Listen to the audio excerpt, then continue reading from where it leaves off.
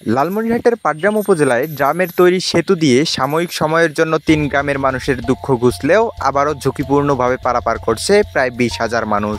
উপজেলার বাউড়া ইউনিয়নের সানিয়াজান নদীর উপর ড্রাম, বাঁশ আর জাটাই দিয়ে তৈরি করা এই সেতু প্রথম অবস্থায় পারাপারে কার্যকরী ভূমিকা রাখলেও বর্তমানে সেতুটি নড়বড়ে হয়ে যাওয়ায় অনেকটা ঝুঁকিপূর্ণ হয়ে পড়েছে। জানা যায়, স্থানীয়দের উদ্যোগে ২৫০ লিটারের ১০০টি প্লাস্টিকের ড্রাম দিয়ে ২০০ ফিট ভাসমান সেতু নির্মাণ করা হয়। ইতিপূর্বেই সেতুটি দৃষ্টিনন্দন ও পারাপারের সুবিধা হওয়ায় নজর কেড়েছে অনেকের। সরজমিনে গিয়ে দেখা গেছে, সানিয়াজান নদীর উপর সেতু না থাকায় ভোগান্তিতে চলাচল করত স্থানীয়রা।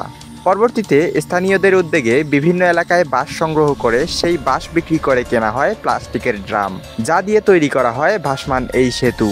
সেতুটি দিয়ে প্রথম কিছুদিন পারাপারের সুবিধা হলেও বর্তমানে সেতুটি নড়বড়ে হয়ে পড়ায় সেতু দিয়ে ঝুঁকিপূর্ণ ও বিপজ্জনক পারাপার করছে এবং বহু বছর যাবৎ ভোগান্তিতে আছেন ৩ গ্রামের মানুষ। এছাড়াও ফল, ফসল ও ভারী জিনিসপত্র বহনেও প্রতিনিয়ত চরম ঝুঁকিতে পড়েন দুই পাড়ের বাসিন্দারা।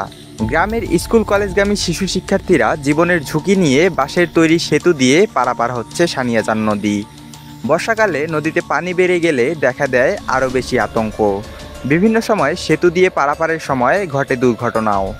স্থানীয়দের অভিযোগ, দীর্ঘদিন যাবৎ স্থায়ী সেতু নির্মাণের দাবি জানিয়ে আসছে গ্রামের লোকজন।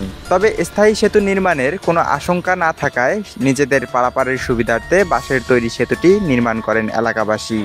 এছাড়াও বিভিন্ন সময়ে চাষাবাদের জন্য আধুনিক মেশিন পারাপার করতে না পারা, উৎপাদিত ফসল আনা নেওয়ার কাজে প্রায় ক্ষতির মুখে পড়েন কৃষকেরা। এলাকাবাসী জানান, ছেলেমেয়েরা স্কুলে যেতে ভয় পায় এই সেতু দিয়ে।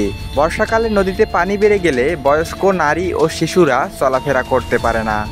এমতো অবস্থায় যত দ্রুত সম্ভব স্থায়ী সেতু নির্মাণের জন্য দাবি জানাচ্ছেন নদীপাড়ের মানুষেরা।